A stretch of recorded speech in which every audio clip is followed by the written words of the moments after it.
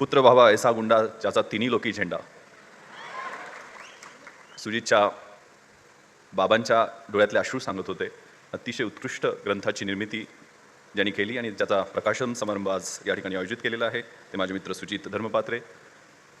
या ठिकाणी उपस्थित सर्व मान्यवर, मोठ्या संख्येनं उपस्थित स्पर्धा परीक्षेचा चक्रव्यूह भेदू पाहणारे सगळे युवक आणि युवती, बंधू आणि भगिनीनो.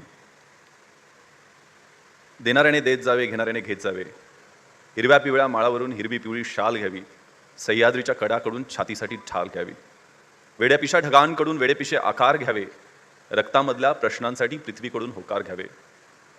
उसळलेल्या दर्याकडून पिसाळलेली आयाळ घ्यावी. भरलेली अशा भीमेकडून तुकोबाची माळ घ्यावी. देणाऱ्याने देत जावे, घेणाऱ्याने घेत जावे. घेता घेता एक दिवस देणाऱ्याचे हात घ्यावे. ही परंपरा आहे आणि यामध्ये इतिहासाकडनं शिकणं,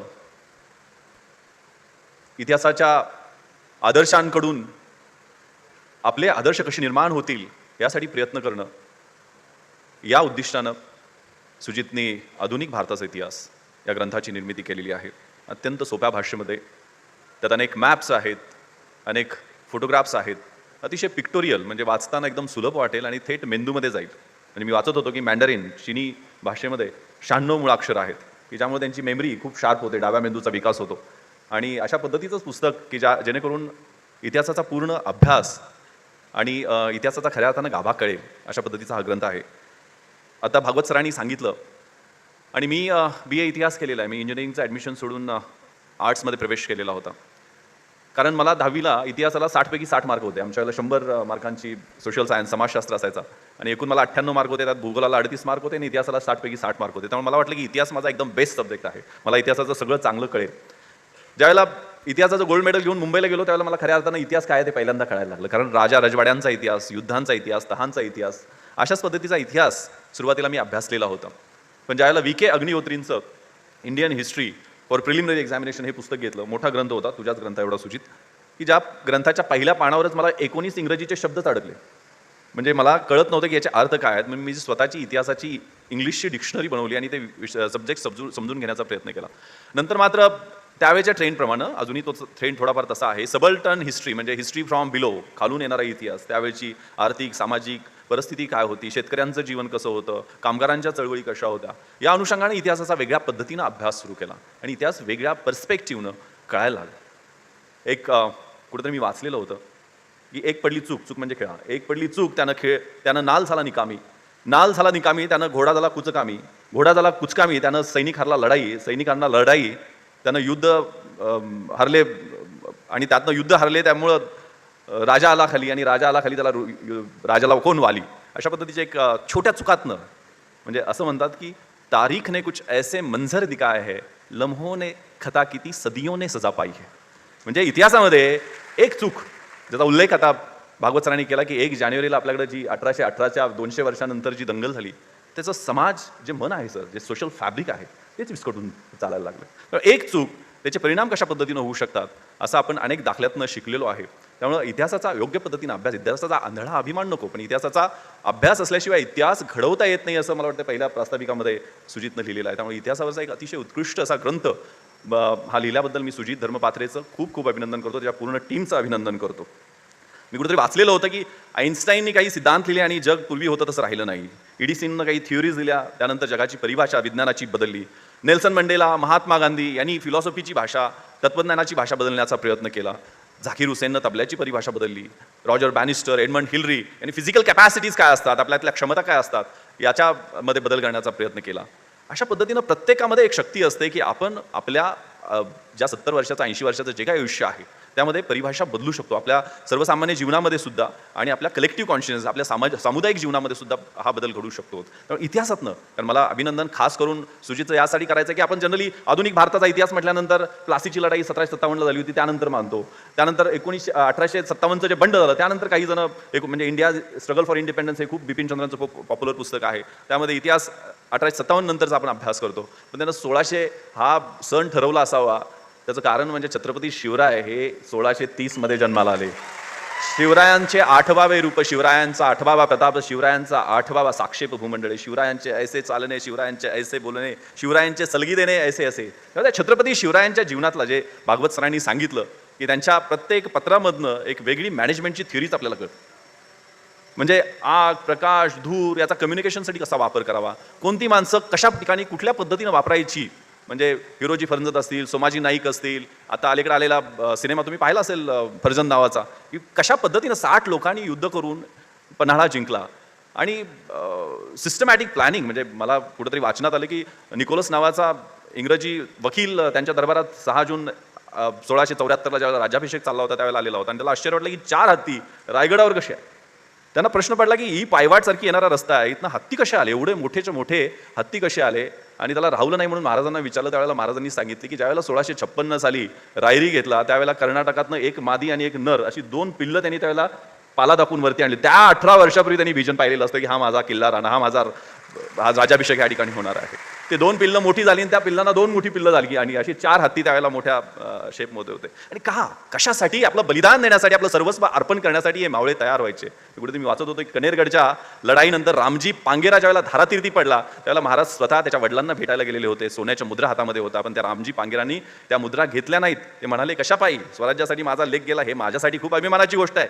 देणं पाहिलेलं नाही, घेणं पाहिलेलं नाही, मी देणं इच्छितो. आणि तुम्हाला मला जर काही द्यायचं असेल तर तुम्ही एक गोष्ट द्या. त्यांनी शेतात काम करणारा रामजी पांगेराचा छोटा भाऊ त्याला बोलवून घेतलं. 16 वर्षाचा तो घाम गाळत भाऊ पळत आला आणि त्या 16 वर्षाच्या तरुण तरण्या पोराचा हात शिवाजी महाराजांच्या हातात दिसला आणि म्हटले की 7-8 पोरं असती तर सगळीच्या सगळी दिलेली असती. रामजी गेला तर एक पोर करायला, ते पण स्वराज्यासाठी तुम्ही घेऊन जा.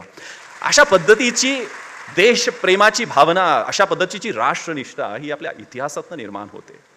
त्यामुळं मुश्किलें बहुत है मगर ठहरा नहीं हूं मैं, रास्तों से जरा कह दो अभी भटका नहीं हूं मैं, सबर का बांध टूट जाएगा तो फना करके रख दूंगा, दुश्मन से जरा कह दो अभी गरजा नहीं हूं मैं. त्यामुळे हा देश ज्यावेळेला गरजेल आणि ज्यावेळेला इतिहासातनं शिवाजी महाराजांच्या सारखे आदर्श ज्यावेळेला येतील, डॉक्टर बाबासाहेब आंबेडकरांसारखे, महात्मा गांधीचं इतके आदर्श आमच्या समोर आहेत, मात्र आम्ही त्या आदर्शांचा योग्य पद्धतीने अभ्यास करतोय का. आता बघितलं आम्ही की सार्वजनिक संपत्तीचं मोठ्या प्रमाणावर 1 तारखेला 3 तारखेला नुकसान झालं. सगळेजण काठ्या कुऱ्हाडी आणि काय घेऊन रस्त्यावर आलेले होते. दंगली झाल्या, वाहनं पेटवली गेली. पण आपण घटनेचा गाभा जर पाहिला तर त्यात मूलभूत कर्तव्य सुद्धा आहे. त्यात सार्वजनिक संपत्तीचं संरक्षण करणं हे सगळ्यात महत्त्वाचं आहे. हिंसेचा जाणीवपूर्वक त्याग करणं हे खूप महत्त्वाचं आहे. गणपती उत्सवाला की सर आपण पोलीसमध्ये कापरं भरतो. म्हणजे मी गणपतीचा भक्त आहे. प्रणम्य शिरसा देवम गौरीपुत्रम विनायकम भक्तावासम स्मरणिते मायू कामार्थ सिद्धये, विद्यार्थी लभते विद्या, धनार्थी लभते धनम, पुत्रार्थी लभते पुत्रन, मोक्षार्थी लभते गतिम. म्हणजे प्रत्येक कार्याची सुरुवात आणि आपण गणपती बाप्पाच्या नावानं करतो. जो गणपती बाप्पा विद्यार्थ्याला विद्या देतो, धन पाहिजे त्याला धन देतो, अपत्य पाहिजे त्याला अपत्य देतो, मोक्ष पाहिजे त्याला मोक्ष देतो, तो आम्हा पोलिसांना मात्र भरपूर टेन्शन देतो.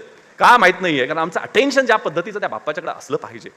कारण इतिहासात कशासाठी 19व्या शतकाच्या उत्तरार्धात लोकमान्य टिळकांनी गणपती उत्सव सुरू केले. यावेळेला आम्ही सर ड्राईव्ह घेतला. आपल्याला सांगायला आनंद होतोय की हे इतिहास तरुणांच्या समोर व्यवस्थितपणे मांडला. गणेश उत्सवाची स्वातंत्र्यपूर्व काळातली जी भूमिका होती आणि स्वातंत्र्यानंतरची भूमिका जी रचनात्मक आणि होकारात्मक असायला पाहिजे. 30,000 मंडळींनी यावेळेला सर पश्चिम महाराष्ट्रामध्ये डॉल्बी लावला नाही. तरुणांनी 5,000 CCTV कॅमेरा लावले आणि 3 वॉटरशेड डेव्हलपमेंटचे म्हणजे पाणी अडवा पाणी जिरवाने एक चांगले बंधारे बांधले. अशा पद्धतीनं रचनात्मक पद्धतीनं आपण गणपती उत्सवाचा पण म्हणजे त्या इतिहासाचा अभ्यास केला असेल तर फायदा करून घेऊ शकतो. त्यामुळं इतिहास कळला पाहिजे, त्याची परिस्थिती कळली पाहिजे. तुम्ही सगळेजण म्हणजे एक शेवटचं उदाहरण मी मायथॉलॉजीमधलं देतो. मायथॉलॉजीमध्ये एक हनुमानाची गोष्ट आहे की जे हनुमान ज्यावेळेला लंकेला चालले होते प्रभू रामचंद्रांनी दिलेली अंगठी घेऊन, त्यावेळेला त्यांच्या रस्त्यात 3 मोठे अडथळे आले. पहिला मोठा अडथळा उड्डाण करून जाताना मैनक नावाचा पर्वत होता. आपल्याला माहीत आहे की आताचे 5 स्टार हॉस्टेलच्या सगळ्या फॅसिलिटी त्यावेळेला त्या मैनक पर्वत, गंधर्व होते, अप्सरा होत्या, खायला प्यायला सगळं काय होतं. आणि ते हनुमानाजींना खाली बोलवायला लागले, या तुम्ही थोडा वेळ आराम करा आणि इथून नंतर जा. तर ते म्हटले की मला आराम करायचा नाही. If we rest we rust. आपण आराम केला की आपल्याला गंज लागायला सुरुवात होते. आणि त्यामुळे माझं ध्येय rise awake stop not till the goal is reached. मला ते गाठायचं आहे, मला पुढे जायचं आहे. ते तिथं थांबलं नाही, मोहाना टाळले. पुढे गेल्यानंतर सुरसा नावाची एक सर्प माता होती, तिनं जबडा करून ठेवलेला होता. ते म्हटले की आता मी तुला खाणार आहे, तू माझ्या जबड्यात दे. हनुमानजी म्हटले की मी जाऊन परत येतो, त्यावेळेला मला काय प्रॉब्लेम नाही, मी प्रभू रामचंद्रांना वचन दिलेलं आहे. म्हणजे तुला माझ्या जबड्यात यावंच लागेल. आपल्याला माहिती आहे की हनुमानजी कसे मोठे होतात, एकदम त्यांची शेपूट लांब, मोठेचे मोठे, हॉलच्या पेक्षा मोठे झाले. तेव्हा त्या सुरसेला आपण आपला जबडा पसरवावा लागला, मोठा करावा लागला. त्यावेळेला हनुमानजी एकदम छोटे झाले आणि पटकन तिच्या तोंडात जाऊन बाहेर आले. म्हणजे पूर्ण प्रॉमिस केलं, तिला सोडावं लागलं. याचा अर्थ एवढा सोपा नाही आहे. आपल्या आयुष्यामध्ये कधी मोठं व्हायचं आणि कधी छोटं व्हायचं हे कळलं पाहिजे. कधी कठोर व्हायचं आणि कधी मृदू व्हायचं हे कळलं पाहिजे. खोट्या स्वाभिमानासाठी, खोट्या स्वार्थासाठी आपण अनेकांशी संबंध बिघडवतो. आईवडिलांशी आपले वाद होतात, मित्रांशी वाद होतात. त्यामुळे तो युगो बाजूला ठेवायचा आहे. आणि तिसरी सिनिका, जे द्वेष, असूया, चांगलं न बघण्याची वृत्ती, तिला तर कांद्याला फोडतच एका बुक्कीनं फोडून ते पुढे निघून गेले. त्यामुळे एक हा कार्यक्रम या इतिहासाच्या पानातून एक खूप छान अमृता प्रीतमची कविता मला कुणीतरी व्हॉट्सअपवर पाठवली. त्याचा अर्थ फक्त थोडक्यात सांगतो की मला माझी वसियत लिहायची आहे. पुरे होशावासमध्ये मी वसियत लिहिते, पण माझ्या घरामध्ये माझं सामान सगळं बिखरलेलं आहे. घर माझं उघडं आहे. तिथं प्रत्येक कमऱ्यामध्ये जाऊन टटोलून पाहावा, खंगाला, आणि त्यातल्या सगळ्या गोष्टी तपासल्यानंतर माझे सगळी स्वप्न आहेत ती स्त्रियांना जी किचनपासून बाथरूमपर्यंत तिथे सीमित झालेले आहेत. स्वप्न पाहायच्या विसरून गेलेल्या आहेत, स्वतःला विसरून गेलेले आहेत. माझे सगळे ठहाके ते सगळे वृद्धाश्रमातल्या वृद्धांना द्या की ज्यांची मुलं अमेरिकेतल्या मोठ्या मोठ्या जगमगाटाच्या शहरामध्ये लापता होऊन गेलेले आहेत.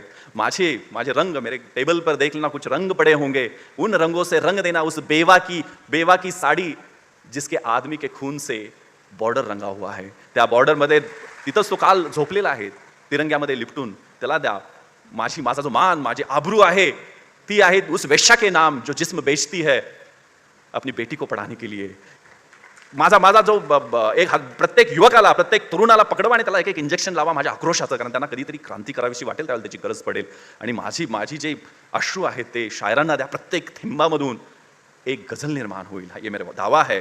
आणि मेरी दीवानगी उस सूफी के नाम जो निकला है घर से भगवान खुदा को ढूंढने के लिए. आणि बाकी बची कुछ मेरी ईर्ष्या, मेरा क्रोध, मेरा स्वार्थ, मेरा झूठ, मेरा अहंभाव, मेरा कपट, तो उसका ऐसा करना की मेरे साथ ही उसको जला देना.